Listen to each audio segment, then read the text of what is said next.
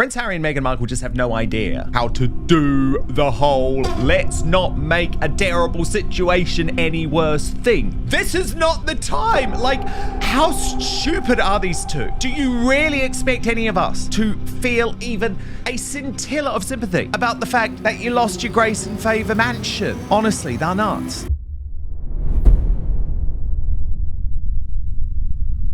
Somewhere in Montecito, there is a phone number Prince Harry cannot dial anymore. He didn't lose it, his own brother had it changed. And this week, the one woman Harry handpicked to tell his life story said this out loud on camera, with the cameras rolling. He'll just go on feeling sort of jealous of George, which is not very nice at all anyway, is it? It's horrible to be jealous of a young child who's full of being brought up very, very well and enjoying life. You know, it's just disgusting, honestly, disgusting. She has made him hate his family. You can have a person in your life who tries to drown you. That is Angela Levin, not a troll with a ring light, his own biographer, the friendly witness. And she has just accused his wife, on the record, of dragging him under. 4 separate stories landed in a single 7-day stretch, 4 doors, and one man quietly keeping every one of them bolted shut. And honestly, it was never the king. There is a new rule in this family now, and it doesn't bend for a house, it doesn't bend for a biographer, and it does not bend for blood. The rule is simple, and it is colder than anything Charles ever did. Once you're out, you're out. Over the next 20 minutes, I'm going to show you William enforce that rule 5 separate times in a single week, on his brother, on a house, on his own flesh and blood cousins. And the 5th time, the very last clip, is going to put a proper lump in your throat. I did not see that one coming. Here is what was meant to happen this summer. Harry flies in for the Invictus Games, Charles softens, the cameras catch a tidy little reunion. The headlines write themselves. One name kills the whole plan stone dead, William. And listen to how final the verdict already is. So I'm really annoyed about this. Prince Harry has such a cheek that he is now piling the pressure on Catherine, the Princess of Wales, to step in and try and save his failing relationship with Prince William. Not understanding that it's over, brother. It is gone. Finito. Just accept it. Catherine tried so hard for so long. You threw her efforts back in her face with your continued attacks, not just on William and Camilla, but on Catherine herself. These days, he tries to take both sides of the argument, but having spoken to both couples or sources connected to both couples, the big revelation from him is that Prince Harry doesn't even have William's phone number anymore. That is, of course, a mortifying revelation for the Duke of Delusion, especially given Wakeford goes on to say that even if he did, Prince William would not pick up. No screaming row, no thrown punch from a memoir, just a number that quietly stopped working. And one report this week put the whole thing more chillingly than any soundbite could. So the situation is this. Harry is waiting for a call William has already decided not to make. Charles, the king, the father, the man nominally in charge of this institution, is reduced to dispatching a deputy secretary to repair what his sons destroyed. A channel of communication has been quietly opened between aides. A games in Birmingham has already been planned around the hope of a public father and son moment. And somewhere in Montecito, a prince is watching his brother thrive and wondering when or whether the phone will ring. Sit with that. He is waiting for a call that is never coming. And the reason the heir will not pick up has nothing to do with the attacks on himself. He can rage about those all day. It is what Harry put in print about Catherine. That, the reporting says, he will never forgive. So Harry goes hunting for another door. He starts leaning on Catherine herself to broker his peace for him. The absolute audacity of the man. He spent years, by his own published account, making her life harder. Now she is the one he wants to fix it. The cheek of it, honestly. Catherine had thrown up her hands and said, you know what, I'm done. This is on you, Harry. And perhaps the only really annoying thing that is semi-new in this is that you are correct. That Harry is once again going through back channels, putting the onus on someone else to kind of make the overtures. It's the same thing he did with King Charles a couple months ago when he let it be known through a source, wink, friend, wink, that, you know, he would be happy to accept an invitation to Sandringham. But of course, he would only go if his wife and kids were there and that. Oh yeah, and if there's full security paid for by people like me. And if he knew who else was going to be there. So it's the same kind of BS that's happening right now. It's Harry's wish list, like, oh God, maybe Catherine can get through to my brother. Catherine, can you do this? And doing it through sources, friends, whatnot. I call baloney on it. It's just really Harry stamping his feet and playing wish list again. And the man begging to be rescued is running clean out of people to ask. Watch this. Nacho's really his only friend around there. So he's probably like, get off your horse and come talk to me. I'm so lonely. I've got no one to talk to. That's not on my payroll. It's quite sad, the outcome of the life he fought so hard for, that they did warn him about. And frankly, he could have still gone back into the royal fold had he not sold out his family and become the biggest hypocrite of all by acting like the press he so claims he hates. He's just a spoiled brat, frankly. He wants what he wants when he wants it. And if he doesn't want it, he's going to stamp his feet and have his friends talk to the media and say, well, Catherine should do this. I mean, that's freaking baloney. Totally. Leave Catherine alone. A lonely man, an ocean away from the only family he has ever really had. And the one road home runs straight through the brother who has already decided the answer is no. And for the reason it runs this deep, you do not ask a palace source. You ask the one woman Harry trusted with his whole story. And she gave the answer in 5 words.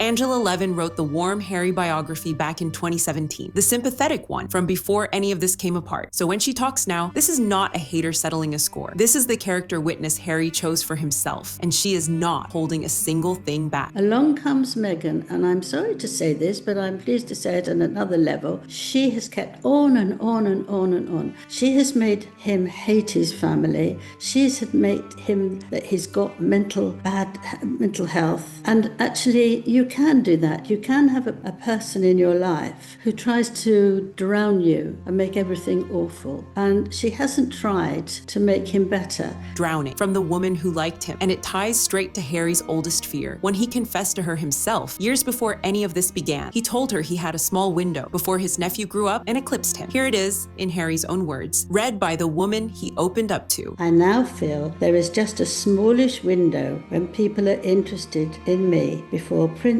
George take over, and I've got to make the most of it. Now then, tell me, that happened 10 years ago, right? Now, if he can't think of a way to do something better over 10 years, I've got no sympathy for him. Prince George turns 13 next month, a happy, healthy boy who is off limits. Full stop. But to a man marinating in grievance 3,000 miles away, that boy is a calendar, a countdown. He told us his fear 10 years ago, and he has spent every year afterwards making it come true. And then Levin dropped the detail that genuinely made me put my cup down. What stopped him was that he asked William if he could help bring up William's children, because he feels he didn't want any of them to have the same awfulness in their lives as he has had. And William said, no, you don't. And he said, well, just let me do a bit of it. And he said, no, you keep away. I'm not having you anywhere near them. And I don't blame him. But you see, he's created something for himself. So he's punished himself. That is the whole video in one sentence. That is not a brother sulking. It is a father drawing a line around a nursery. The changed phone number, the bricked up door, all of it. The same instinct. William watched the drowning up close, and he decided the water would never reach George, Charlotte, and Louis. So when the Sussex defenders pile on Levin, remember exactly who she is. She is the witness who liked him. When the character witness you handpicked is the one telling the world your wife made you hate your family, that is not a hit job. That is the defense resting. Meghan is not a footnote in why Harry is locked out. She is the reason. And every report this week lands on the same verdict about what that means for her, and it is a permanent one, and the wreckage out in the world backs her up. I do not believe he will show up to Birmingham at all, but that is also in a little over a year's time. So, of course, there's time to go. But here's the deal, Dan. No way can William or Catherine ever be around Meghan again. The charities meant to be Harry's whole legacy are coming apart at the seams. Centabale at open war with its own chair, African parks hit with abuse allegations in the Sunday Times, the kind of story the old Harry would have flown out to fight. Archewell quietly shut down. His proudest chapter, the soldier dragged through the mud by his own memoir. It has all been grievance. And actually, his arguable achievements, I think that they're sullied in some way now, actually. Afghanistan has been sullied because of his boasting about his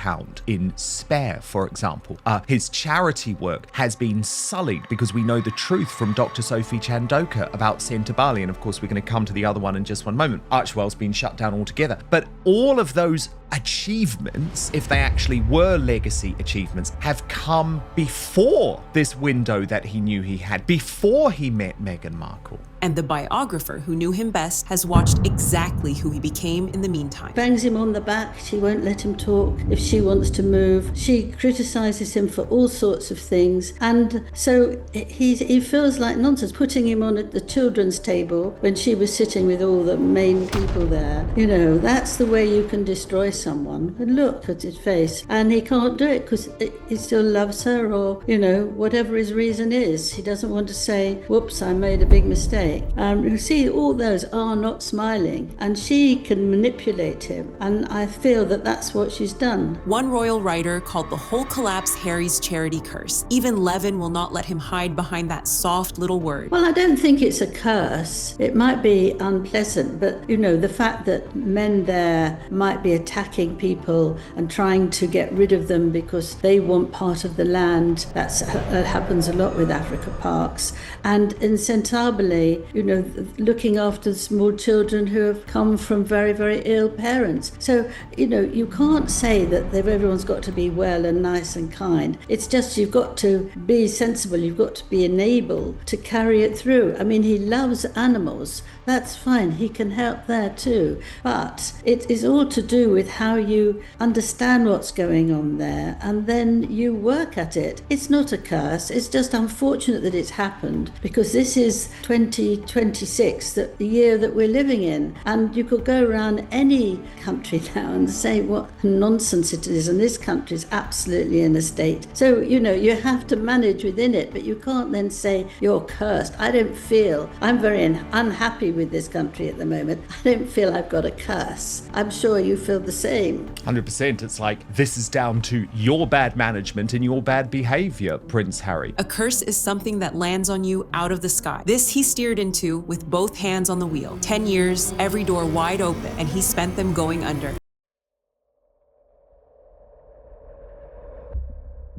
And even as Harry begs for a phone call, he and Meghan spent this very week reopening the one wound that proves there is no way back. Frogmore, the story you are sold goes like this. Poor couple, a gift from a loving grandmother, cruelly thrown out by a vengeful palace. Every brick of that story is being rebuilt by the facts. Even the host refused to dress it up. This renovation was originally paid for by the taxpayer because Frogmore Cottage was supposed to be their official home and they were going to be working members of the royal family. As we know, that didn't pan out. When they left, they paid that money back, and they say that that was on the understanding that they would still be able to live there because they are saying to me it was a wedding present from the Queen. Well, fake Prince Harry and fake Duchess Meghan, what the monarch giveth, the monarch can taketh away. Especially if you accuse the monarch's life's work of being underlined with racism. Their fresh claim this week, the Queen wanted them to keep the house forever,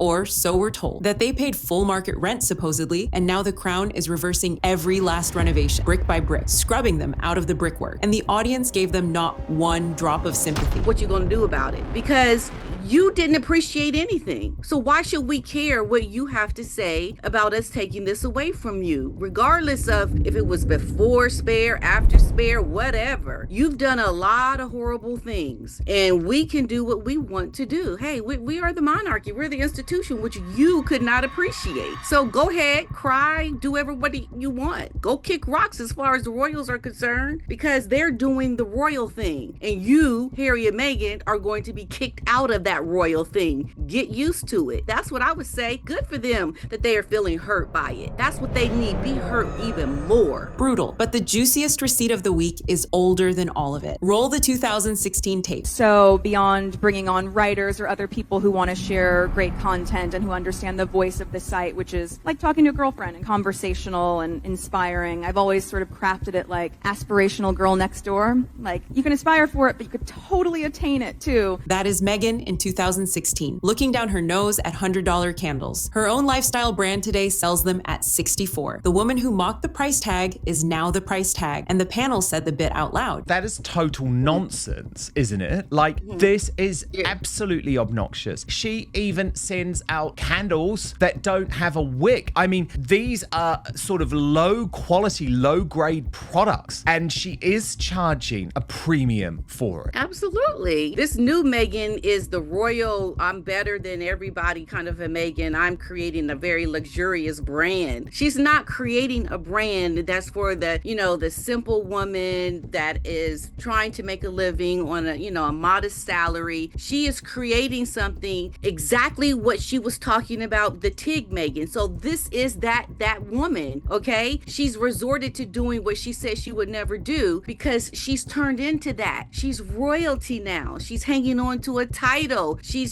trying to be this high-level A-lister. She's exactly what she talked about as being obnoxious before, okay? She's not fooling anybody. She's turned into that woman. The brand that was meant to soften her image keeps doing the exact opposite. Every launch reads like a woman lecturing the family that fed her about a life she walked away from. The public clocked it a long time ago. They keep on knocking at a house that has been gutted back to the studs and handed to the staff. No appeal, no wedding present clause that brings it back. The rule held, even for a gift. And if you are sitting there thinking, well, that is just how they treat Harry, the one who walked out, then watch what William did this week to two people who never left at all.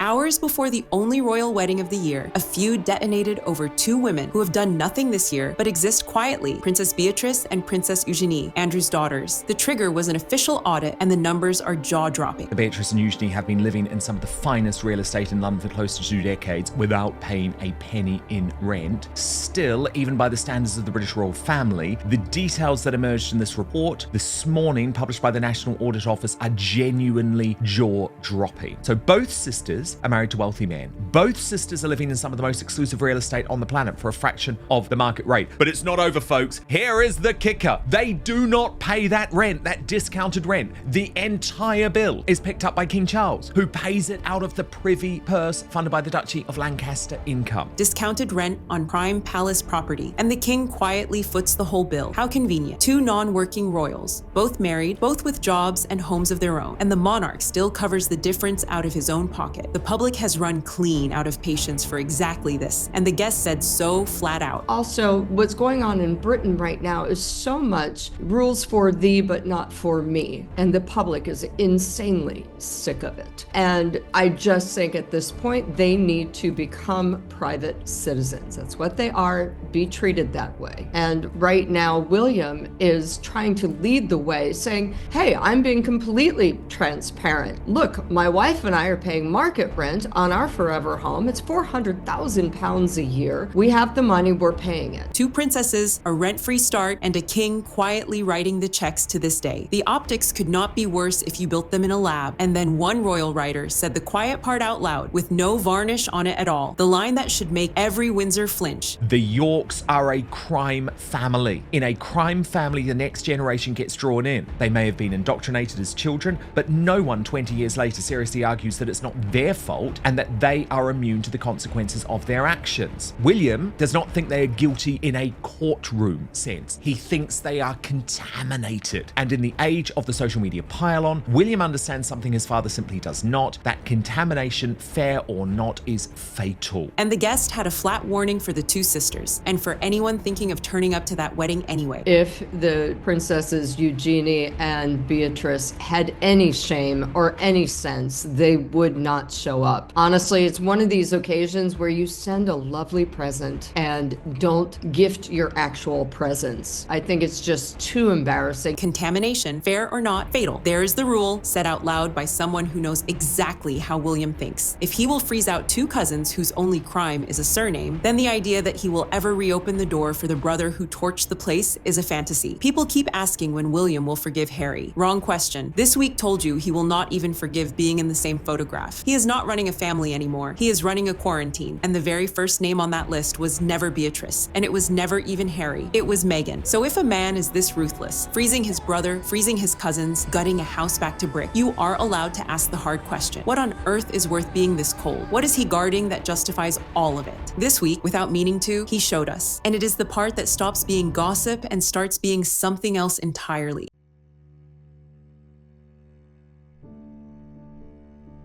A video came out of a cancer ward in Manchester this week. Catherine, in recovery herself, standing beside a young mother of 30 as she rings the bell that means the chemotherapy is finally over. No press release, no brand launch, and no camera crew choreographed to catch a flattering angle. Just this. Well done. You keep it up. Good luck. That will be brilliant. Yeah? Stay strong. Bring it with her. Come on, Claire. Come on, Claire. You've done it.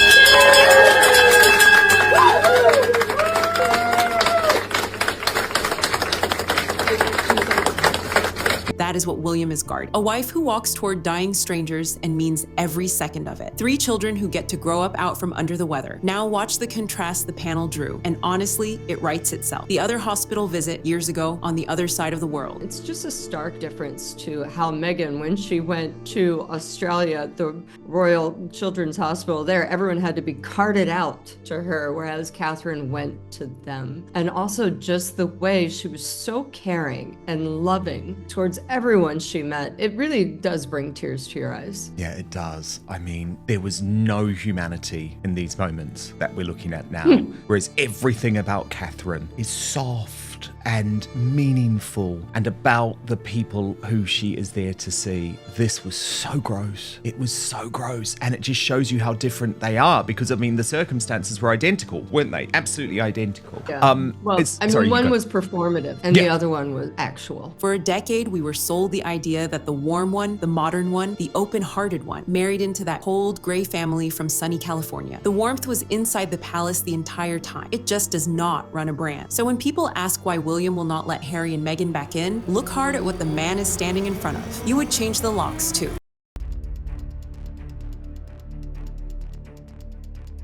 Back to that phone in Montecito. Charles may still want his reunion. Harry may keep dialing a number that no longer connects, but the man who controls the door has already given his answer, and he gave it 5 separate times in 1 week without a single word to a single reporter. He gutted the house, the cousins, he froze right out of the family photographs. He guarded the nursery. He let his wife show the whole country what the real thing looks like. And his brother's call, he left ringing out into nothing. This was never Charles versus Harry. It was always the brother, quietly deciding who gets to come near the 3 children who carry this family next. Rage burns out. This one will not. It is a door clicking shut and the soft sound of a name being lifted off a list. Once you're out, you're out. So let me hand it to you. Here's the question I keep turning over. Is William right to bolt that door for good for his wife, his children, the whole institution? Or should a family always leave one open, even for the one who burned the place down? Tell me in the comments, and do not be shy about it. I read every single one. I mean that. I sit with my tea and I read them. And if you want your royal stories done properly, the facts checked, and the nonsense stripped clean out, do hit that like button. It genuinely helps this channel reach more people who care about these stories instead of the slop. Subscribe before you head off. There is a lot more landing this week, and it is moving fast. The next one goes deep on Harry's summer Invictus visit, and exactly which doors open for him when he lands, and which ones stay bolted shut. That one is going to sting, if you ask me. This is Star Spotlight, where we follow the story past the headline, watch the people who think nobody is watching, and tell you what the palace would rather you did not notice. Once you're out, you're out. Ask the man with the changed phone number.